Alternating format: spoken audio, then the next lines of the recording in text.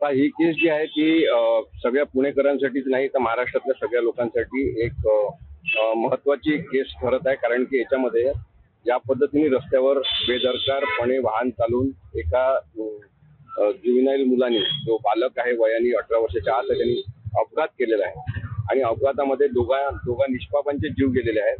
त्यामुळे ही घटना अत्यंत विदारक अशा स्वरूपाची आहे.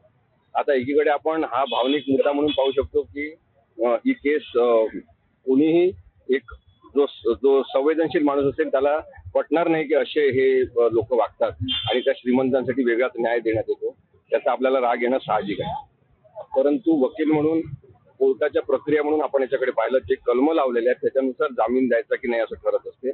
आज कोर्टामध्ये जेव्हा पोलिसांनी मागणी केली की यांना पोलीस कस्टडी रिमांड द्या, आम्हाला आणखी चौकशी करायची आहे, कारण की DCR जप्त केलेला आहे, घरचं CCTV फुटेज जप्त केलेलं आहे, त्यानंतर ड्रायव्हरला आज पुन्हा अरेस्ट केलेली आहे.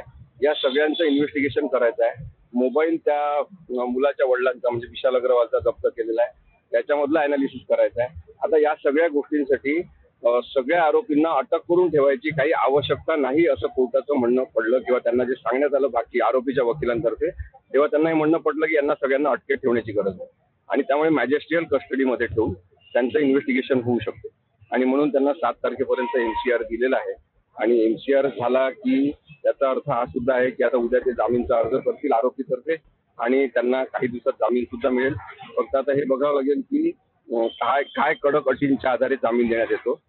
पण जामीन मिळण्याची शक्यता कायद्याच्या दृष्टीने नक्कीच आहे आणि तो जामीन मिळू शकेल. त्यामुळे त्यांना जामीन मिळाला म्हणजे आता मग न्यायच मिळणार नाही, अन्याय होणार असं समजण्याची गरज नाही आहे.